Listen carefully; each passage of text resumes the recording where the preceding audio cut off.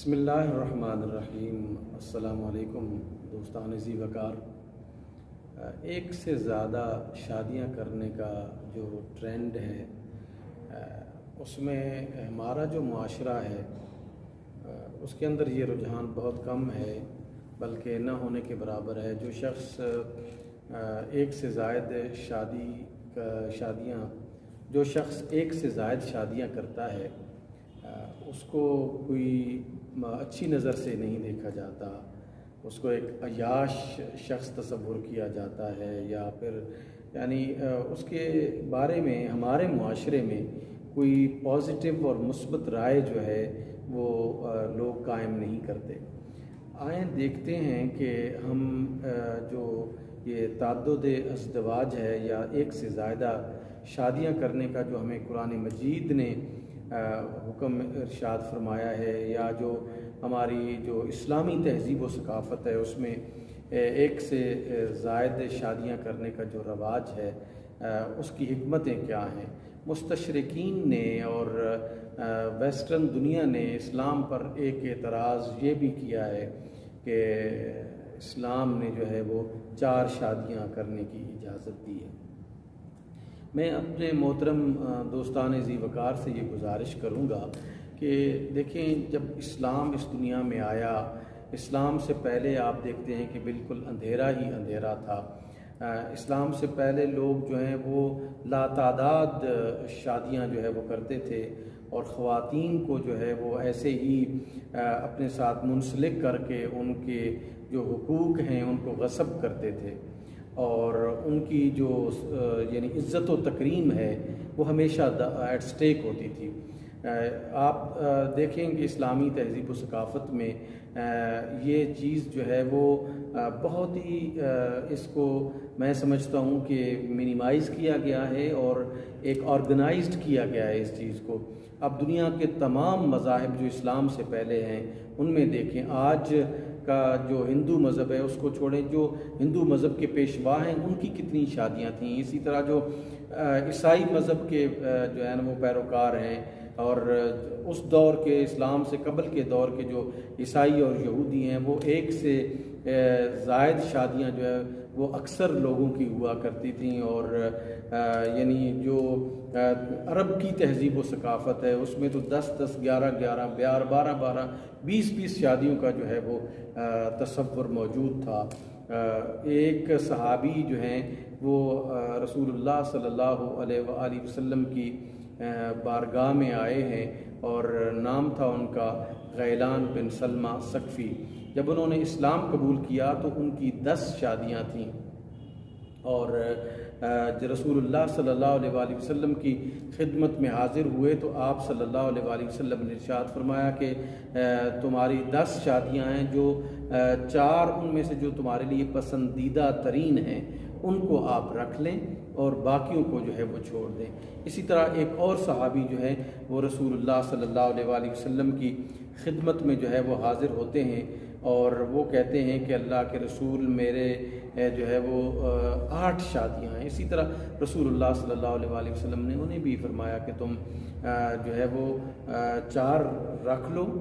اور جو پسند ہیں وہ 4 رکھ لو اور باقیوں کو جو ہے وہ چھوڑ دو۔ دیکھیں، اسلام سے پہلے جو ہے وہ عورت کی بڑی ناگفتہ بے حالت تھی، اس کو ایک مارکیٹ کموڈیٹی سمجھا جاتا تھا۔ بازاروں میں جو ہے اس کی خرید و فروخت کے جس طرح دیگر جانوروں کی خرید و فروخت ہوتی تھی، اسی طرح جو ہے وہ خواتین کی بھی خرید و فروخت ہوتی تھی۔ تو اسلام نے اسے ماں کا درجہ دے کر عزت دی ہے، بیوی کا درجہ دے کر عزت دی ہے، بیٹی کا درجہ دے کر عزت دی ہے۔ اس زمانے میں نہ بیٹیوں کا کوئی عزت و احترام تھا، نہ جو ہے وہ بیویوں کا کوئی عزت و احترام تھا، نہ ایون کہ ماؤں کا جو ہے وہ کوئی خاص عزت و احترام تھا۔ اس وجہ سے میں یہ سمجھتا ہوں کہ اسلام نے پہلی دفعہ 4 شادیوں کا تصور نہیں پیش کیا یا حکم نہیں دیا یا اس کی اجازت نہیں دی، بلکہ یہ اس سے پہلے جو ہے وہ کئی شادیوں کا تصور موجود تھا جو لاتعداد جو ہے نا وہ یعنی کوئی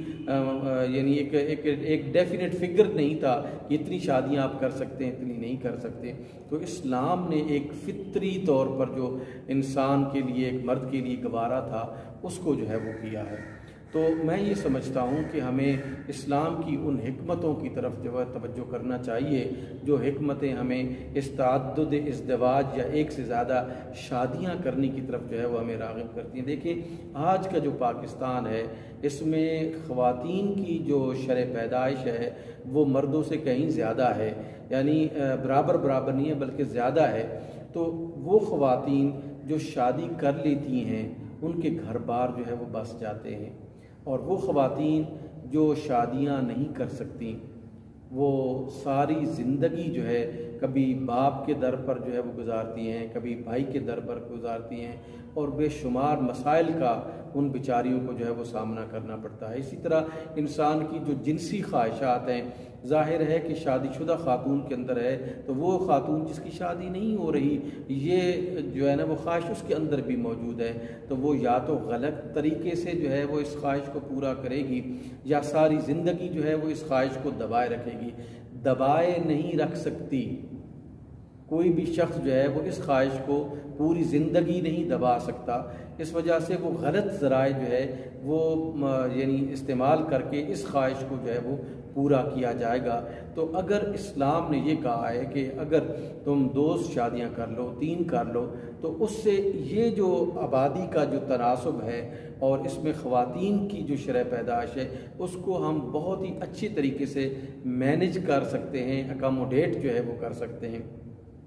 اسی طرح ایک شادی کی وجہ سے بعض اوقات جو ہے وہ خاتون جو ہے وہ بیماریوں کا شکار ہو جاتی ہے جس سے کی وجہ سے وہ اولاد پیدا کرنے کے قابل نہیں ہوتی۔ اگر ایک ہی شادی ہے تو ظاہر ہے کہ وہ مرد جو ہے وہ بغیر اولاد کے اس دنیا سے جائے گا۔ انسان کی سب سے بڑی خواہش شادی کی یہ ہوتی ہے کہ اللہ اسے اولاد عطا فرمائے اور اس کی جنس جو ہے اس کی جو یعنی نسب ہے وہ آگے جو ہے وہ ترقی کرے۔ اسی طرح جو ہے وہ انسان کی یہ خواہش ہوتی ہے کہ اس کا جو قبیلہ ہے اس کا خاندان ہے وہ بڑا ہو، تو وہ اسی صورت میں ہے کہ جب اس کی اولاد ہوگی۔ اگر عورت فطری بانجھ پن کا شکار ہے یا بیماری کی وجہ سے وہ جو ہے اولاد پیدا کرنے کے قابل نہیں ہے تو کیسے ممکن ہے کہ ایک مرد جو ہے وہ بغیر اولاد کے اس دنیا سے چلا جائے محض اس وجہ سے کہ اگر میں دوسری شادی کروں گا تو لوگ جو ہیں وہ مجھے